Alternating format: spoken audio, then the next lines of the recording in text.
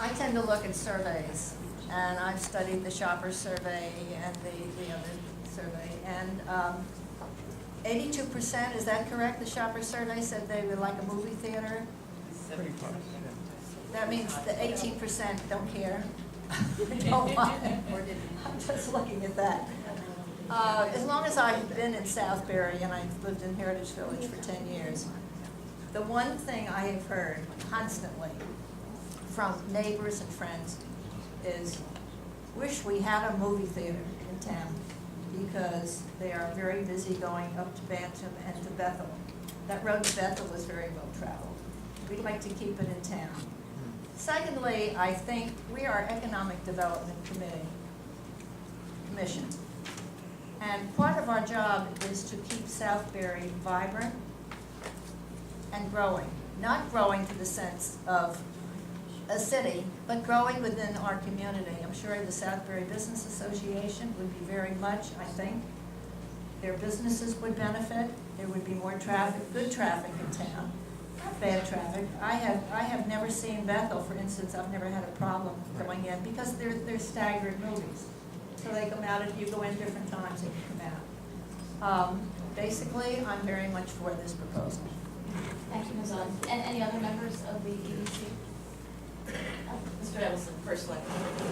As an ex officio member, I want to I applaud your efforts about the Playhouse, but I'm not sure I understand the language in this presentation, because I feel like you're possibly selling us the same space twice.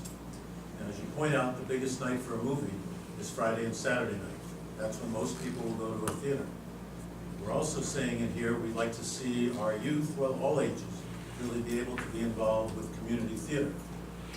In my experience, the time and other cultural events that children can participate in, that's also going to be Friday and Saturday night. So are you literally talking about, of the number of mini theaters that you're proposing, that one of those is dedicated as a playhouse?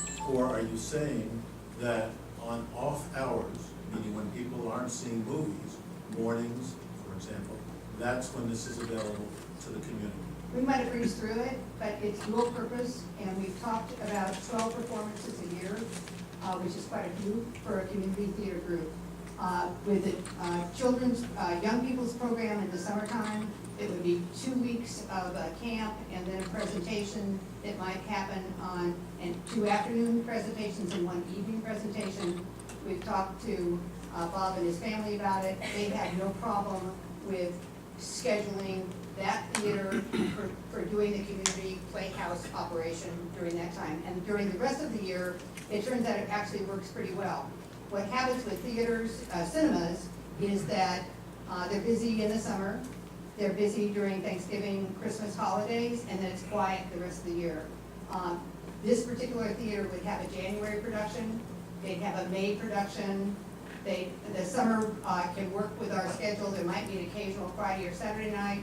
So the 250 people that would be in that theater that is equipped for stage productions would be a dual purpose theater, but it would absolutely also support the program that this one organization who's expressed an interest said that would be their program. And the business model behind that is it's made free of charge to the community or to that organization? That we're going to work something out with that organization. They had a plan to build their own theater, and they're considering coming here instead. Well, but I mean, if it's not them, it could be somebody else. It could be somebody else. And- Yeah. And And my question also- is the same. Yeah, and also that And same. my question is the same. Yeah, yeah. But The business model says it would be made free of charge, I'm not going to answer that it's free of charge. so the business model hasn't been worked out yet. No. Right, just the number of days that it might be made available. If we don't start with a theater that can provide that live performance, then we don't have anything to talk about in terms of free of charge. What Bob and his family have said is that the cinema will probably drive the economics and make it possible to have the Playhouse not have the economics that the rest of the cinema has. Thank you. I actually have a question. I was thinking about the traffic analysis. Has there been any discussion or consideration of being able to use shuttles say, from Heritage Village to the complex, or from other areas of Southbury to the complex that might defuse some of the traffic? Thank you. We had discussions with that, with Gail and you, and we found that that would be a great idea, and hopefully we could work something out with a shuttle to bring the seniors to the facility, thus leaving any traffic. Because with our traffic program, we have to discuss all possibilities that would alleviate any traffic generation or peaks. So that was exactly one of the things that we had talked about, is providing a shuttle for the seniors from the village. We currently have it in Wallingford as well. There are shuttles from Gaylord Hospital down to the theater. Oh, okay, thank you. Yes, Selectman Claire? Yeah, about the traffic, but really more about the parking. You equated the size of the building itself to be about the size of Staples. Would the parking area be similar to Southbury Green? Would there be enough parking for, we wouldn't have cars wandering around, going back and forth looking for parking spaces? No. The parking is hovering for this project with those 4 schemes I showed, A, B, C, D, between about 410 to 440 cars, about 45% in area or size of Southbury Green. Okay, the parking is set forth by your zoning regulations as well as for the traffic engineers. But yeah, and It would be a little less than half the size of Southbury. correct. The other thing we have found out with parking, Kevin can address this as well. For instance, at Pomeroy Office Park, maybe you're familiar with it. There are many parking places up there, even though it abides by the regulations, and we've received a 20% no bill, we could keep it for green, but there are many parking places up there that haven't even been parked in for 30 years, okay? So it's the regulations that are driving the number. As we get along here, as we start doing some more analysis, the traffic engineer, we might be able to dedicate some of these parking areas for green, but we'll demonstrate that we can meet the criteria. Okay, thank you. Any other members of the EDC? Yes, Mr. Stoll. The comment I'd like to make is an excellent presentation. And you're the first user. Of course, the first user that comes in has the job of getting all the regulations approved, getting all the licensing, doing the very difficult work.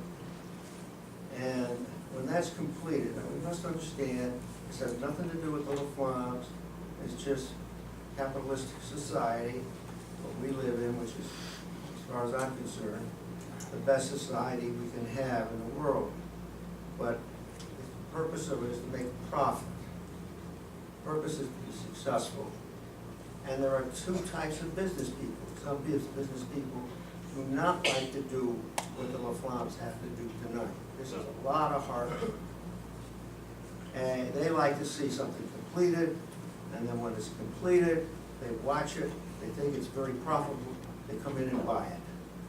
So you have to be realistic that what you see tonight, you may have for a while, but you may get something completely different.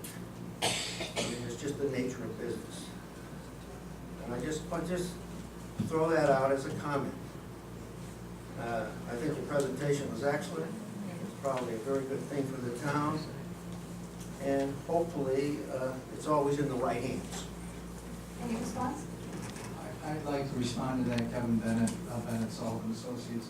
This was one of the same concerns that we had when we did Southbury Green. They were concerned about who would be in there, what type of tenants, how would it be, what if we changed ownership. And one of my comments at that time was, if you do a project, do it, well, and make it so that it works, it goes on and it lives on beyond the people that actually own it. This is in its new ownership at the Southbury Green now. The tenancy that started in that complex has completely changed over the years. If you do a quality project and it maintains a quality community, I think that, we've tried to do that for 30 years in this community, and you can say, well, what if it went to hell in a handbasket, but anything can. Thank you, Mr. Dunn. May I add to that? There's another protection here, and that is by using the PDD process. A very specific land use approval is put down onto that piece of property that controls it. Controls the architecture, controls the uses, controls what's there.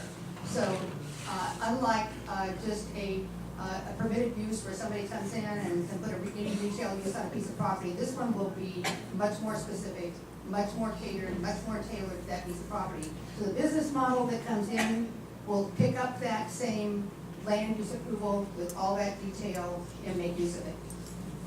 Thank you. I'd like to add to Gail, which I think she knows, is once it is a PDD, any future changes need to meet all those requirements again.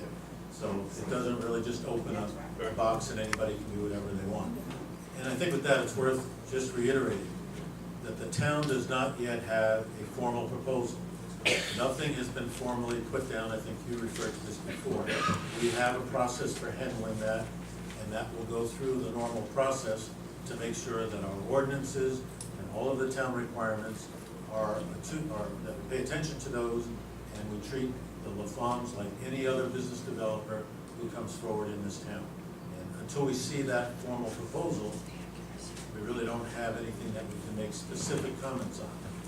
That's not to say that people aren't here tonight to listen to what might be some of the community concerns, and that will be incorporated into whatever the final proposal is. Yes, any other, Mr. Gutierrez, do you want to add to your prior comment? Does this work? As I look around the room tonight, I see a lot of familiar faces and families that have been in this community for a very long time. And this is not the same town that I grew up in back when we moved here in the 70s. So we've been here almost 50 years, I guess, and many of the families have been here longer than that. This isn't the small farming community that many of us grew up in, and it's going to continue to grow, and we can't change that because of the influence of Interstate 84 on our community. The 95 corridor is jammed, and that whole commercial enterprise is moving north, and 84 is a big part of that. So I think the right folks are involved in this that have the community spirit in their deepest trust, and it's not very often that you get a developer willing to partner with the town and the community to respect what we've protected for many years. So I don't take this as a negative thing, but I think that, we need to check all the blocks and make sure everything is done correctly, but I think we also need to embrace this project with welcome arms and say, this is what Southbury needs to make us part of that powerful community in the future.